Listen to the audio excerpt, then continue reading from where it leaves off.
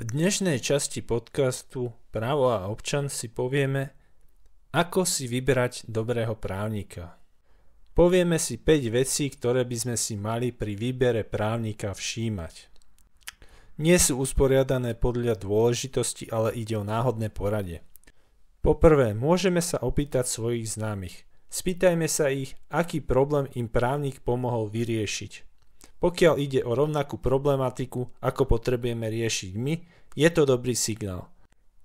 Možno by som sa známeho ešte opýtal, že či je vec už skutočne definitívne vyriešená. Môže sa stať, že advokát alebo iný právnik vyriešil len čiastkovú vec a ešte vec nie je skončená. Nakoniec sa teda všetko môže skončiť úplne inak. Ďalší znak, podľa ktorého môžeme spoznať dobrého právnika, je jeho publikačná činnosť. Ak sa právnik danej problematike venuje v článkoch alebo knihách, je to minimálne dôkaz toho, že aspoň on sám dôveruje svojmu právnemu názoru. Sami napokon môžeme posúdiť, či má jeho argumentácia hlavu a petu. Tretí dôkaz o tom, že právnik môže byť kvalitný, je to, ak pracoval na určitej inštitúcii, s ktorou práve riešime nejaký problém.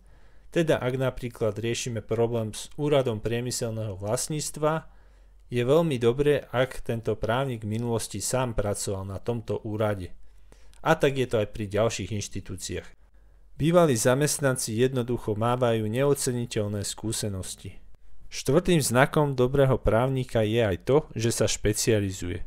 Len ťažko si dnes predstaviť právnika, ktorý by vynikal vo všetkých právnych odvetviach. Je to podobné ako s reštauráciami. Čím viac jedál majú vo svojom menu, tým horšie ich väčšinou robia. Podať dobrý výkon vo všetkých právnych odvetviach majú problém aj väčšie právnické kancelárie. No a piatý spôsob, akým môžeme zistiť, či ide o kvalitného právnika, sú recenzie.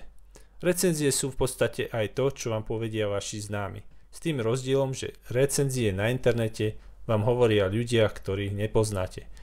Teda tieto recenzie treba brať s rezervou.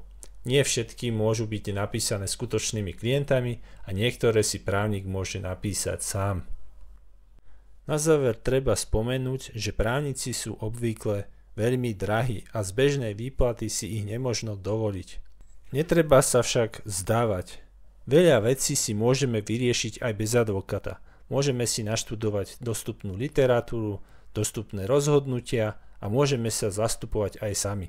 Vtedy sa vlastne nezastupujeme, iba jednoducho konáme vo vlastnom mene, či už na súde alebo na úrade.